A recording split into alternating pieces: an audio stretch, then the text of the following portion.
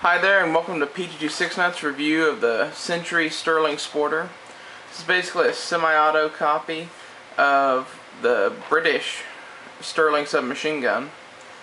This is made by Wiselight Arms for Sterling, and as a result, I'll actually own it. Most Century products aren't the best quality control-wise because they have a facility where they actually make their own guns. But a few of their products they don't actually make, like the Draco pistols are actually made in Romania, in a Romanian arsenal, and these are actually made in Texas by Wiselight Arms. So pretty much anything they don't make, they don't have a chance to screw up, in my opinion. Okay, that's enough about Century Arms though. I'm just going to jump right into philosophy. This is a pistol caliber carbine. Possibly you could throw it into, a truck gun roll. I wouldn't really say you could do this as a shift gun, mainly because of reliability and effectiveness, and the fact that it weighs close to 10 pounds. But if you kept it folded up in your truck or something, it'd be a great gun. Or if you just want to use it for pure recreation, it's also great use. It does take a 34 round mag, and it has a really light trigger, so it's almost like owning a full auto. I mean, I've emptied one of those mags in about 2 seconds before. Also, if we were in some sort of WROL situation, it would be better than nothing, but I think I'd still rather have a 223 carbine than a 9mm, and that kind of hampers it. But for the money that you can find these for, they're not a bad choice. Okay, I'm going to go on to track record. The Sterling submachine gun itself has a great track record, but this is not the Sterling submachine gun. This is a pretty well modified version of it. To make it semi-auto, they have to stop it from being a fully automatic slam fire gun and make it fire from a closed bolt. And to do that, they completely change the internals of the gun. If you take it apart, which I guess I could do for you, there's a firing pin inside the bolt now that basically is slam fire.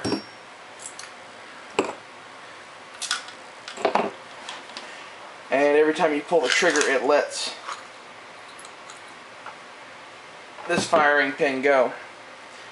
Now, the only problem with that is it's basically,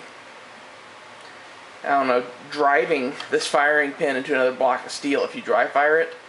And I don't know if you can tell, but the tip on that is actually quite weak. They could have done a lot better job designing that, in my opinion. Okay, and also in track record, besides the firing pins having a tendency to break because of the new design, I've been getting a few jams here and there with it. I think it may be ammo related. It's mostly with steel case, which, yes, I did try shooting some steel case in this. Let me get this back together. Brass case seems to work quite well. I didn't actually try aluminum in it because where I am, aluminum is actually pretty expensive compared to steel. Okay, there we go. And the steel case, I'd say, ran about 95% of the time. The brass case 100%. And I have about, 5,000 or 6,000 rounds through this gun so far. It's real easy just to dump magazines with it. And I don't know, I don't think I would feel completely comfortable carrying it into combat knowing about the firing pin issues. So that's why I really couldn't recommend it for a WROL gun. That's pretty much track record as far as I'm concerned, it being a completely different design from the original Sterling. If you want to talk about the original Sterling, it was known as a beast. It would never fail. mainly because it was overbuilt. Okay, I'm moving on to caliber now. This is a standard 9mm rifle. It's firing out of a 16-inch barrel for NFA reasons. And a 9mm out of a 16-inch barrel hits a lot harder than out of a 4-inch pistol barrel. It's closer to a .357 Magnum. And within 100 yards, I would call it very acceptable for combat. But a lot of shooting you might have to do could happen at 200 or 300 yards, and then you're just kind of screwed because you couldn't hit anything with this. Which kind of brings us into accuracy. I was able to consistently hit a pie plate size target with this out to 100 yards. I tried shooting at 200 and there's no telling where those rounds are going. I wouldn't even want to try shooting at 300. It's just a waste of ammo and time. At about 25 yards, you can shoot a one-hole group pretty much. It would be a ragged hole about, I don't know, an inch in diameter. About like that. But that's very acceptable combat accuracy. I was actually a little surprised at how accurate it was, and it's quite controllable too. Rapid firing this, you could pretty much hold it at your hip if you wanted to, if it was full auto, and just hit things like, you know, you see people doing with a Tommy gun in gangster movies. It's very controllable. Very little muzzle rise because of the heavy weight and the small cartridges shooting. Trying to think of anything else I might have to say. Also, rapid fire with this at 25 yards, you fill a man-sized target easily. I mean, if you don't control it very well, you could fill a hillside-sized target with this gun. But if you control it and keep it on target, you could very easily put all 34 rounds into one person in a few seconds. I guess that brings us to magazine. It does take a 34 round slightly curved magazine. Sorry about that. That is very excellent. The last round loading this magazine is just as easy to push in as the first round because of these. There are little rollers in there for the follower instead of just a regular plate. And they are excellent. I wish every magazine was built like this magazine. The only thing is, getting a magazine of this quality is going to cost you money. I mean, I have some other magazines here. One's in this condition, no finish left, barely serviceable. $40. $40 for the magazines. Okay?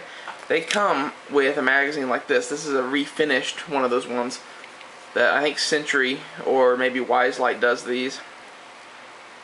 And they're reliable. I think they charge $40 for these too. But if you can find them, these are the real gems. This is an all original British military issue Sterling magazine in perfect condition. My gun actually came with one. It came with it and the Parkerized. And I found 9 of these for a bargain. It's the only reason I even own some of those.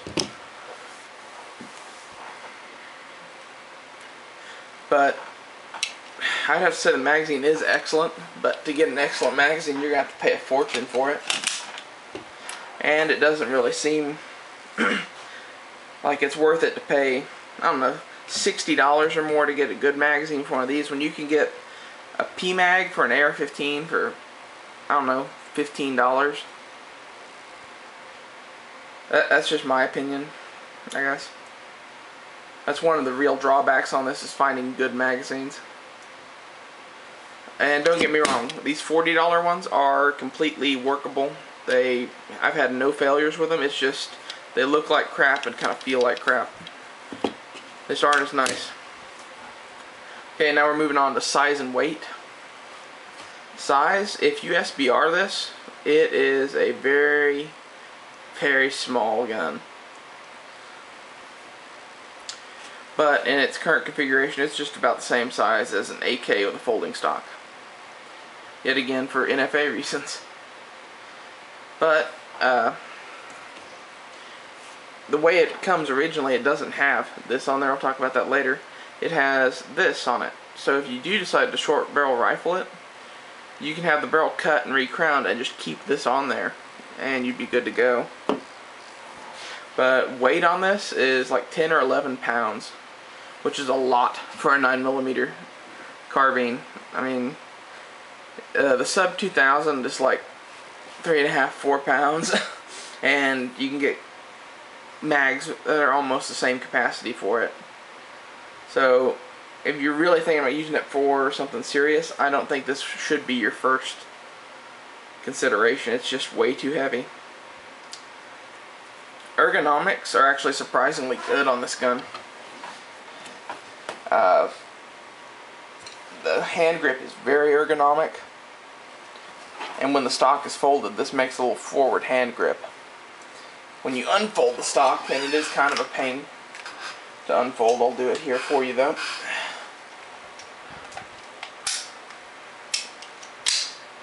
I'm not going to fold it back though. When you unfold the stock, it's, I don't know, just a basic thing to absorb recoil. It's nothing real special. But as you can tell, the cheek weld kind of sucks because you're just up against a piece of metal. Okay. That is really heavy to hold that with one outstretched arm.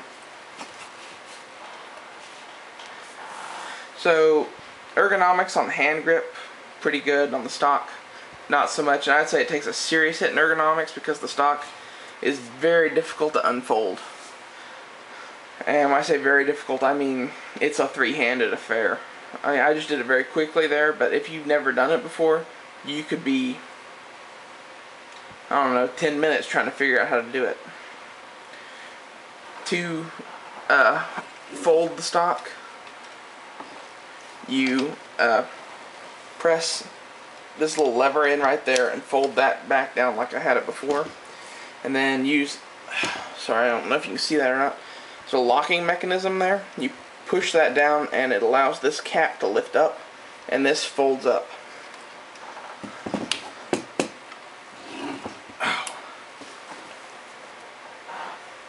And yeah, it's pretty hard to do, I would say. I mean, compared to an AK stock, which you just press a button usually and it folds, or push it down, depends on what kind of stock you have. It's usually very simple.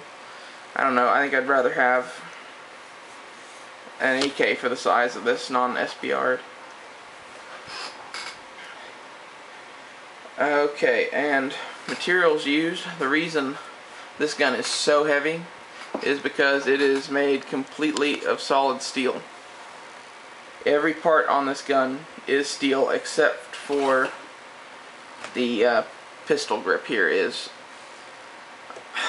some sort of real early plastic, maybe even Bakelite.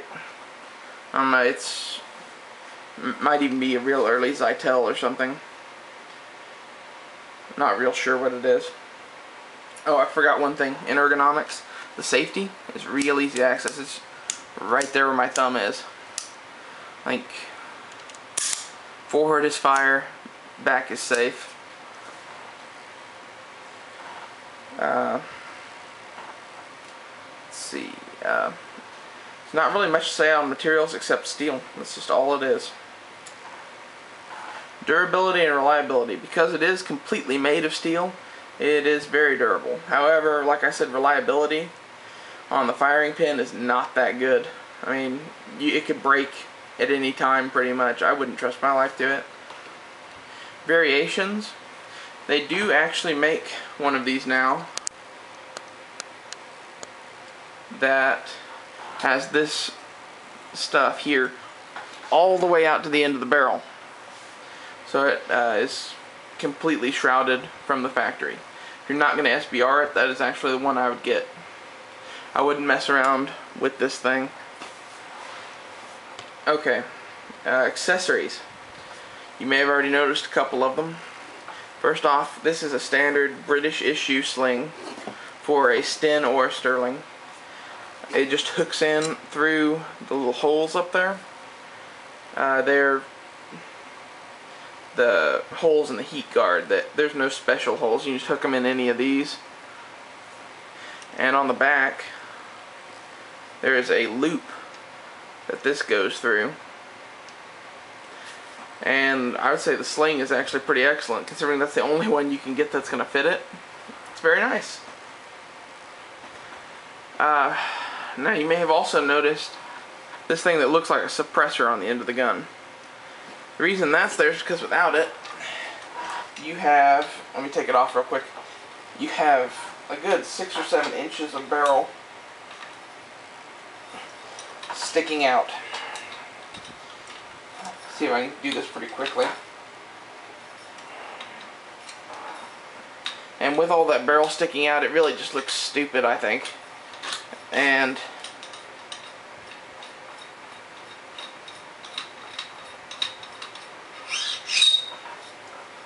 this is $80 from Wiselight, the people who actually make the Sterling.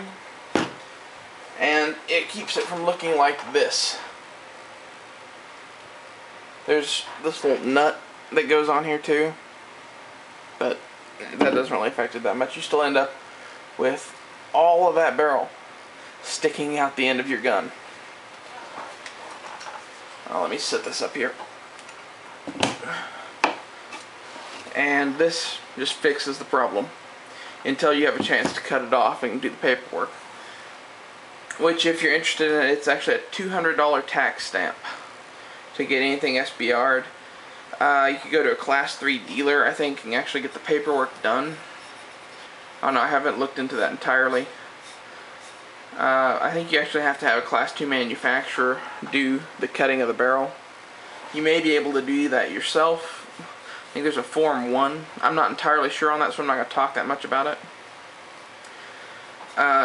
Then also accessories, like I said, are the magazines. They're expensive. But the sling, actually, I got for $10. So you can find those at a few surplus sites if you look around. Not going to mention any names on here because I actually can't remember the site I bought this off of. Okay, and compatibility with your systems. One of my favorite categories I've added to the talking points. How would this be compatible with anything else you use? Well, in short, if you use a 9mm handgun, there's ammo compatibility. Otherwise, it's hard to find pouches that fit your magazines. It's hard to find accessories besides, you know, ones from the 40s. It's pretty much hard to find anything for this gun. If you wanted to mount a red dot on it, it would be hard, but doable. I mean, I've heard of some people mounting some things in the holes there to mount one. I wouldn't do it personally. I don't think it really needs one. Okay, as far as single point goes, it actually does already have a mount that you could use for that. So if you like single point slings, you're probably in luck.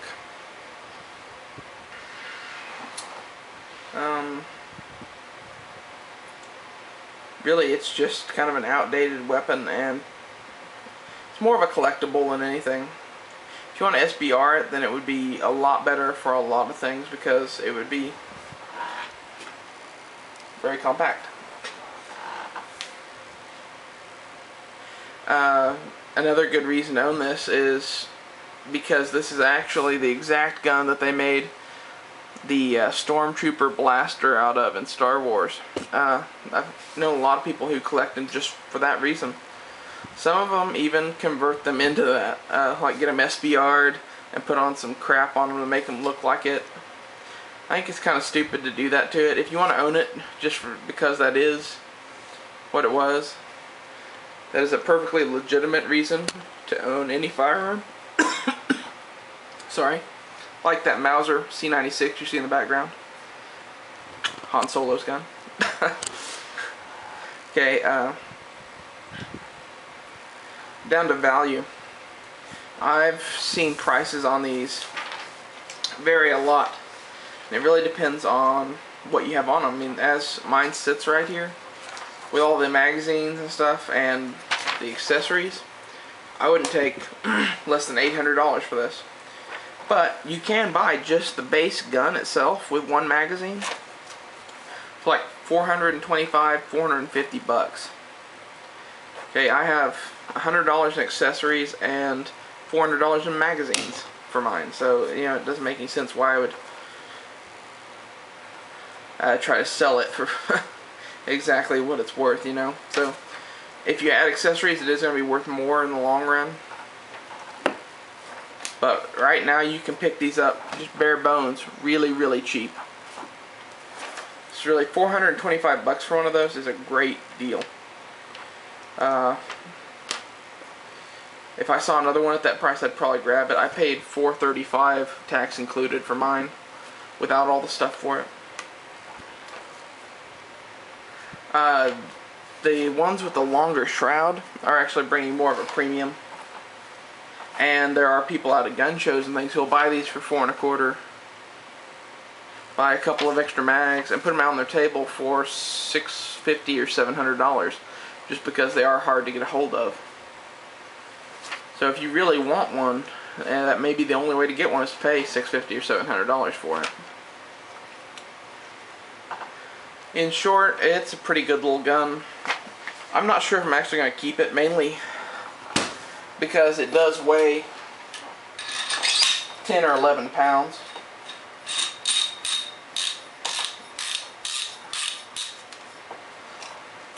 And really has no purpose other than collecting. I might hang on to it and wait till all the Sterlings dry up and probably sell it for a couple grand. Because that's what happened the last time they made a whole bunch of Sterlings. It was in the 80s. And it was actually Sterling in England making them, as I understood it. And they were the L6 police carbine, semi-automatic, just like this. They looked exactly like this. And if you could find one of those before they started making these, they were going for $2,000 or $3,000 just as they are, because people want to turn them into SBRs and just wanted to have a Sterling, and that was the only way to have them. It's a little hard to get the whole thing in frame here, so I'm kind of moving back and forth. But if you just want to buy one and hang on to it and wait till the prices skyrocket, that's a perfectly legitimate reason to own one too. So I'm betting it's going to be at least $1,000 in the next couple years for just a plain old Sterling, nothing with it. Hope you enjoyed the video. Please subscribe, and life is good.